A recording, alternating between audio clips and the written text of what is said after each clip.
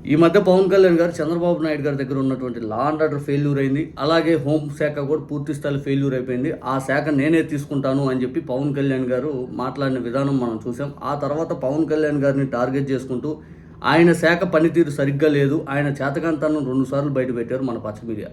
మొన్న ఆ మాట్లాడగానే ఈనాడు హెడ్లైన్ పేపర్లో పంచాయతీరాజ్ విభాగంలో కనీసం రోడ్లెమ్మడి బల్బులు బిగించేవాడికి బల్బులకు కూడా డబ్బులు లేవు గతియాడ.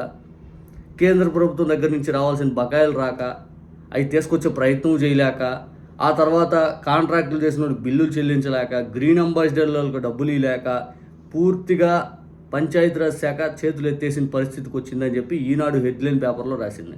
కానీ ఏం బట్టవు పవన్ కళ్యాణ్ గారు, కేసులు ఎవరి మీద పెడదామా, ఎటువంటి సినిమా డైలాగులు చదుదామా, ఎవరి మీద ఏం మాట్లాడదామా, జగన్ గారి మీద ఎలా దుష్ప్రచారం చేద్దామా, కూటమి 15 ఏళ్ళు అని చెప్పి మన చేతకంతనం బయట పెడదామా, పూర్తిగా ప్రజలను వంచే మాటలే చూద్దాము. ఇదే పవన్ కళ్యాణ్ గారు చేస్తున్నారు తప్పితే ఆయనకు అప్పచెప్పుకున్నటువంటి శాఖలు ఏతున్నాయో వాటికి పూర్తి స్థాయి న్యాయం చేద్దామని మాత్రం వాళ్ళు ఆ పవన్ కళ్యాణ్ గారు మాత్రం ఆలోచించట్ల. ఇక మళ్ళీ ఆంధ్రజ్యోతి ఈరోజు రాసింది, కంపు కొడుతున్నది అని చెప్పి గోదావరి జలాలు కలుషితం అవుతున్నాయి అని చెప్పి ఈరోజు ఆర్టికల్ రాయటం జరిగింది. అసలు ఏం జరిగిందో చూద్దాం.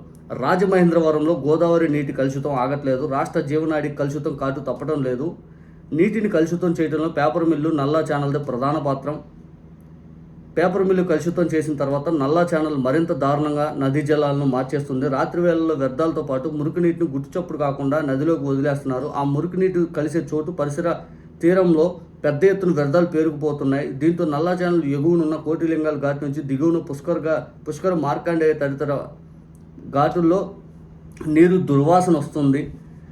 నల్లా ఛానల్ సమీపంలో ఉన్న ఘాటుల్లో అయితే ప్లాస్టిక్ వ్యర్థాలు, ఇతర వ్యర్థాలు ఒడ్డున తెట్టులా పేరుకుపోయి నీటిలో కాలు పెట్టడానికి కూడా వీలు లేకుండా పోయింది. ఈ నిర్లక్ష్యంపై ఆ రాజమహేంద్రవరం మున్సిపల్ కార్పొరేషన్కి నోటీసులు జారీ చేయాలని ఇటీవల డిప్యూటీ సీఎం పవన్ కళ్యాణ్ ఆదేశించిన తర్వాత కూడా మీరు ఈ మధ్య పవన్ కళ్యాణ్ గారు ఈ ఘాట్లన్నీ సందర్శించి ఆ పేపర్ మిల్లుకి నోటీసులు ఇవ్వండి అని చెప్పి రాజమహేంద్రవరం మున్సిపల్ కార్పొరేషన్ చెప్పడం జరిగింది.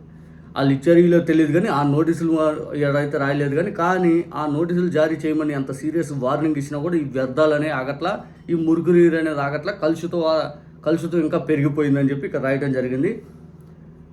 శుద్ధి చేయని మురుగునీరు ధవళేశ్వరం సాయిబాబా గుడి మురుగునీటిని ధవళేశ్వరం సాయిబాబా గుడి దిగువన గోదావరిలో కలిపేస్తున్నారు. మురుగునీరు కలవటం వల్ల గోదావరి పూర్తిగా రంగు మారిపోతుంది. కలుషితం వల్ల నీటిలో ఆక్సిజన్ శాతం తగ్గి జలచరాలు మృత్యువాత పడుతున్నాయి. ఇటీవల డిప్యూటీ సీఎం పవన్ కళ్యాణ్ చేయించిన నీటి పరీక్షల్లో బయటపడిన ఫలితాలు దిగ్భ్రాంతి కలిగించేలా ఉన్నాయి. ఇక్కడ ఈ గోదావరి నీరు స్నానాలు చేయడానికి, గృహ అవసరాలకు అసలు పనికిరావని, ఈ నీటి వల్ల కలరా, టైఫాయిడ్, విరోచనాలు, చర్మ వ్యాధులు వచ్చే అవకాశం ఉందని ఆ ల్యాబ్ రిపోర్టులు తేల్చేసాయి. ఇంత దారుణంగా పరిస్థితి ఉన్న నదిలో కలుషితాన్ని తగ్గించడానికి ప్రయత్నాలు ఇంకా జరగకపోవడం జనాలను విస్మయానికి గురి చేస్తుందని చెప్పి రాయటం జరిగింది. జనాలను కూడా విస్మయానికి గురి చేస్తుందని అంటే పవన్ కళ్యాణ్ గారికి ఆదేశాలు జారీ చేసి సీరియస్గా నోటీసులు జారీ చేయమన్నా కూడా వాళ్ళ ఎవరు పట్టించుకోవట్లే. అంటే పవన్ కళ్యాణ్ గారి శాఖను పట్టించుకోవట్లే, పవన్ కళ్యాణ్ గారిని పట్టించుకోవట్లే. కానీ పవన్ కళ్యాణ్ గారు మాత్రం పైకి వచ్చి సినిమా డైలాగులు, నేను అట్టుంటాను, ఎత్తుంటాను, నేను అక్కడ ఉన్నాను, ఇక్కడ ఉన్నాను, నేను అంత చేశాను, నేను అంత చేయాలనుకున్నా, ఎంత చేయాలనుకున్నాను, అంత చేయటానికి వచ్చాను, అది ఇంత ఇది ఇంత అని చెప్పి ఏ డైలాగులు, నువ్వు చేసింది ఏంటి స్వామి, కరెక్ట్గా ఇదిగో మాట్లాడేదని చెప్పడు ఆయన చెప్పడు.